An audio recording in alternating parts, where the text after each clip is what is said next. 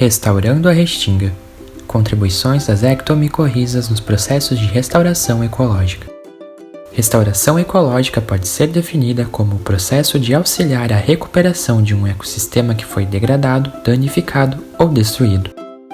No Brasil, a restauração ecológica é prevista por lei, que determina onde e quanto de vegetação nativa deve ser protegida, recuperada ou restaurada. O cumprimento dessa lei é fundamental para a manutenção da flora, fauna e funga remanescentes no ecossistema e para a provisão de serviços ecossistêmicos fornecidos pela vegetação. A ação antrópica é a principal responsável pela modificação e degradação dos ecossistemas, tornando-os menos resilientes e com maior necessidade de restauração, como acontece na Restinga, no sul do Brasil. Ambientes degradados apresentam maior potencial de invasão ou de superpopulação de espécies. Esse é o caso de Pteridium arachnoideum, uma samambaia nativa que domina uma área de Restinga, no Monumento Natural Municipal da Lagoa do Peri, uma unidade de conservação de proteção integral de Florianópolis, Santa Catarina. Estudos sobre restauração de Restinga no Brasil apontam o plantio de mudas como uma boa estratégia. Espécies facilitadoras podem desempenhar um papel importante na regeneração da vegetação nativa.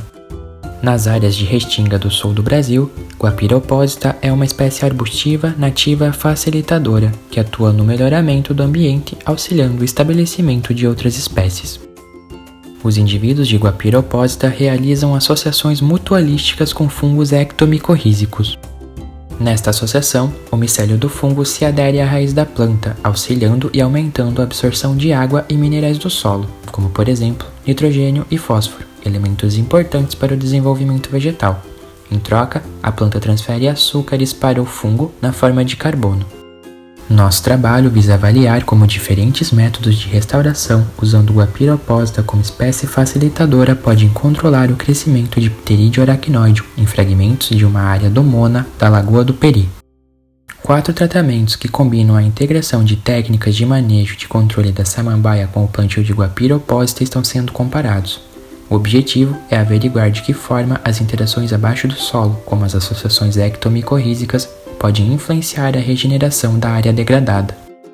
A fim de avaliar o melhor método de controle, os 4 experimentos delineados foram: controle mecânico da samambaia por roçada, tratamento 1, controle mecânico mais plantio de Guapira opposita, tratamento 2, controle mecânico mais adição de químico, tratamento 3 e controle mecânico mais adição de químico mais plantio da Guapira opposita, tratamento 4.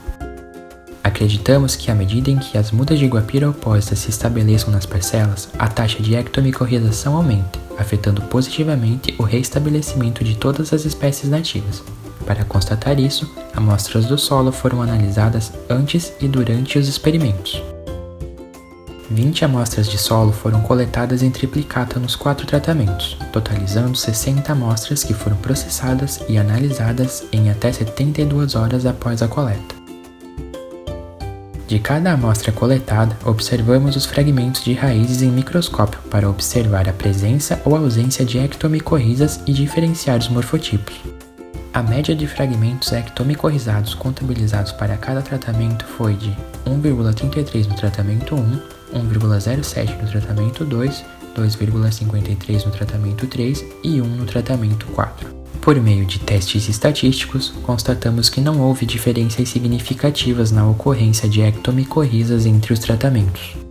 Por se tratar de um experimento de longa duração, já esperávamos que nesta primeira coleta não encontraríamos diferenças significativas na ocorrência de ectomicorrizas entre as parcelas.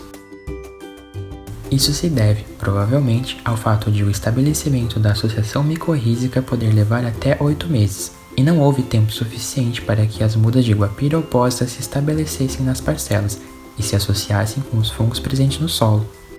Nesta primeira etapa, registramos 7 morfotipos distintos de ectomicorrizas, dos quais acreditamos que pelo menos 6 destes estejam associados a plantas nativas da Restinga.